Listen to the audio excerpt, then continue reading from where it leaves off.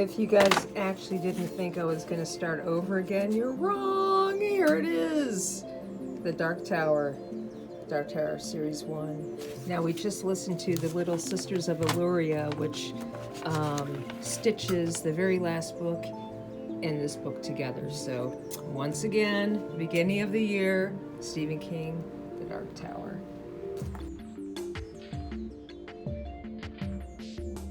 Welcome everybody to the dungeon. It's been a while since I've made a full episode, and this is a special piece that I have. It's a gift for a friend of mine. He's a fisherman. His name is Rich. He fishes. That's what he does. He's a fisherman. He is a Michigan fan, so that's always important in where I live. For some reason, the Michigan and the Ohio colors. I'm going to go ahead and make this fish in the colors of the Michigan football team, yellow and blue. Then stick around after that because I will be making the coral base for this fish, and I'll be using a bit of borosilicate for that. And then I'll sandblast it, and voila, we'll be finished with the fish. So thanks for watching, you guys. Take care, be safe, good luck, and we will see you next time.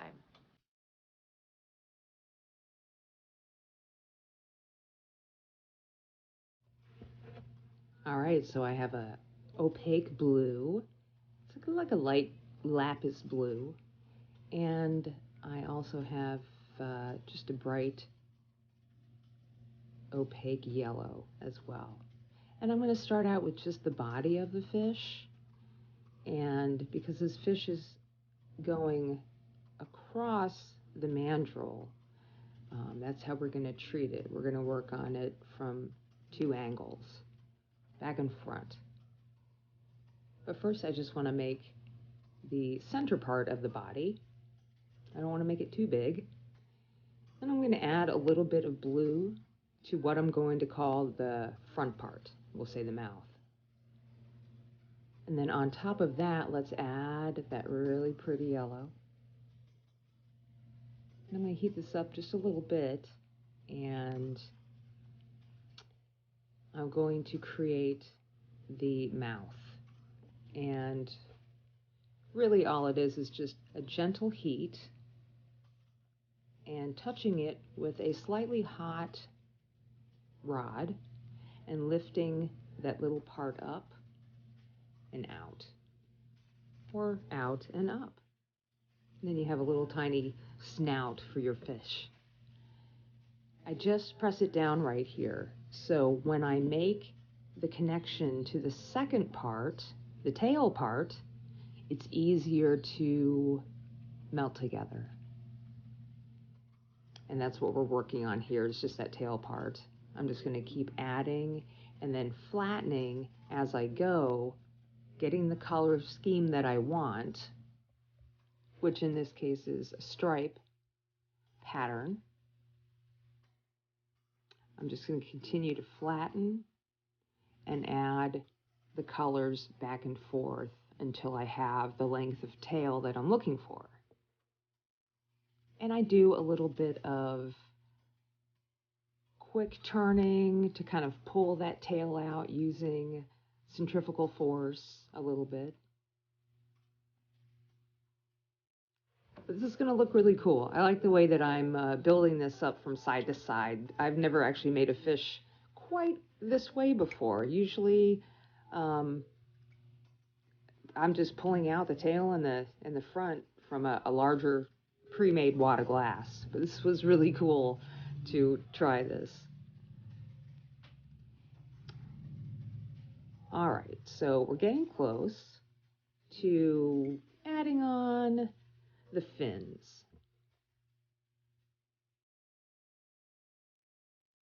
And we're going to add this transparent yellow, and really all I'm doing is swiping a couple times on the top, swiping and pulling away, and then do the same thing on the bottom, but don't go all the way to the end because you need room for the tail. This can stay just like it is, or you can elaborate on this shape a little bit more, but all you're doing is just like kind of adding and pulling very gently. All right, now I'm going to heat one side up. Oops, I'm so shaky right there. Oh my God. And then we're going to tweeze it out. And then might as well do the same thing to the other side. So I'm going to heat that fin back and forth. And then use my tweezer. Yeah, it was a shaky day, Rich. It was a shaky day. All right. So after I've done that, I'll reheat both sides of just one and very gently pull the fin out to where I want it. You have to have the right amount of heat, and you want both sides hot. You got to heat one side, heat the other side, heat one side, heat the other side, then make your pull. And this was a long pull. I'm like almost pulling out a stringer, but that's what you want to do in order to get the shape that you're looking for. Here I'm going to kind of start the tail again. And working on the tail, I use a little bit of gravity, and I also will turn the body in the position that I want it to be in, because I don't want just a straight fish. I want a fish that's kind of, in motion. Fish are constantly on the go. I want a fish that's moving a little bit. Well, I guess some fish just sit there. I don't know. I'll have to research that. Oh, this one was difficult. I must have had too much coffee for sure. All right. I add the 2 dots on, and then mini masher, and then a little bit of heating on both sides and just pulling very gently. I am pulling with a slightly hot rod. Woo! As I look at this, I'm like, man, I was out of control that day. I'm surprised I even made this thing right now. But yeah, it's looking cool. And this is where I'm trying to bend the body. And I'll use, don't do it if it's not hot enough. You could, that's where you might break the whole thing off the mandrel. So be careful there. And then once you have that kind of curve, I like to move on to side fins. And I know every fin has a different name. I don't know them myself, but that's okay. This is just my fantasy fish, I guess. So let's put some side fins on them, and I do tweeze them down just to get them started.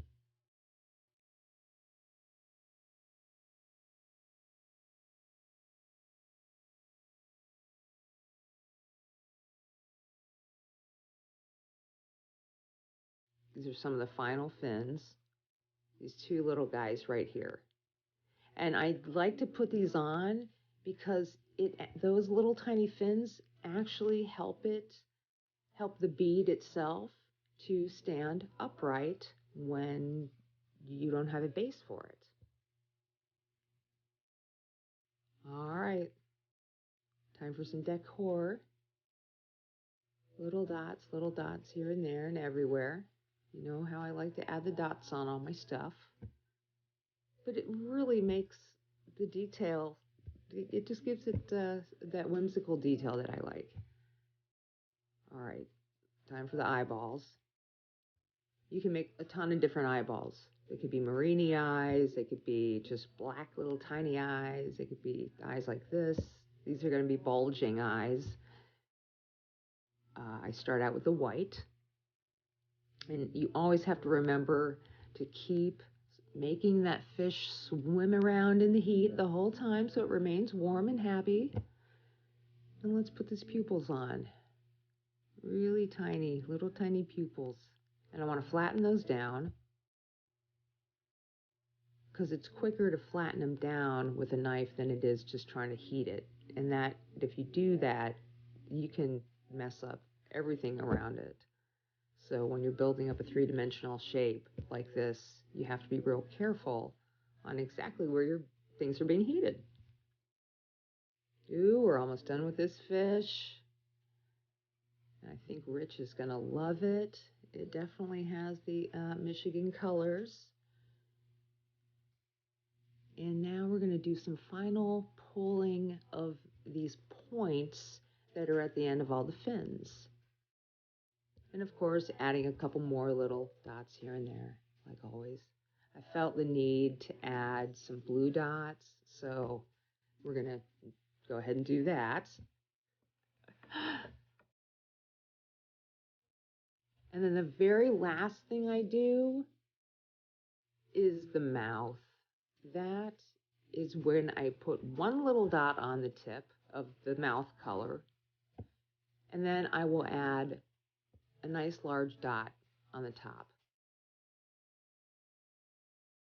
And then I will use my X-Acto knife to cut in the mouth the best I can.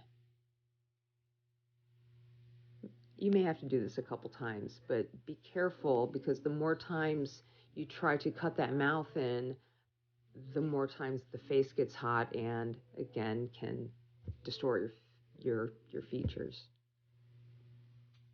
All right, now time for the little bulgy eye. I have my clear, and the eye could be any color. I didn't have to put black on it. You can have any color there. And I just cover the complete white dot. Don't be afraid to, add a good amount of glass there.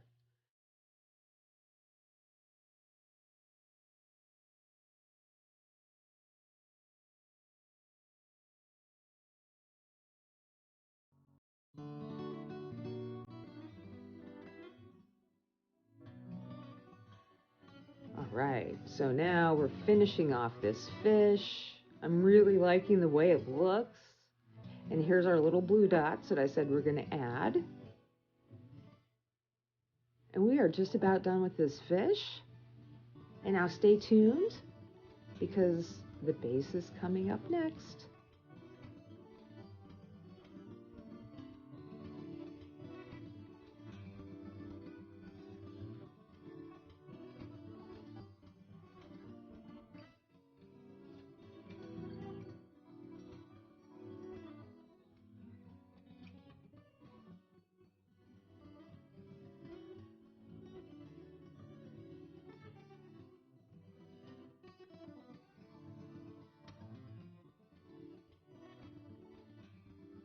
Our fish is finished. Now what I need to do is switch everything over to just working in Boro, which means completely cleaning out my whole area. I've haphazardly just kind of like pushed everything aside. So now we can work on the Boro stand for the fish. So for those of you who have never worked in Boro, this is a good example of what you can do with that type of glass, because it is a hard glass as opposed to the 104 glass that we use to make the beads with, being a very soft glass.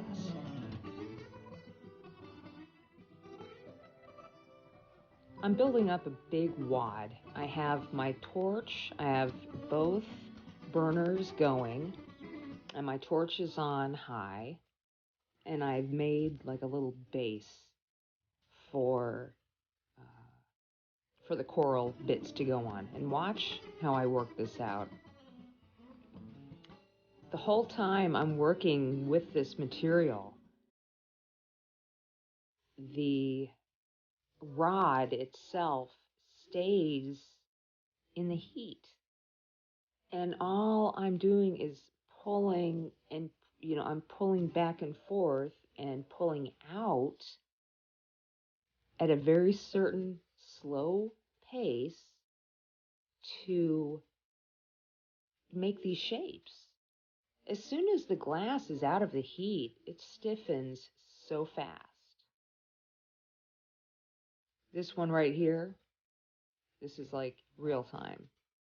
So you can see how it's so bizarre, because it's like I'm pushing on it and I'm pulling on it. I'm almost drawing it out in space as I go. If I want it to stiffen up, I pull it out of the flame just a little tiny bit. and that glass stiffens right up. And then I'm just going to pull it right off of there. And then I will pull that little point, that extra ball off, making a really sharp point. It's a really fascinating glass. I suggest everybody give it a try.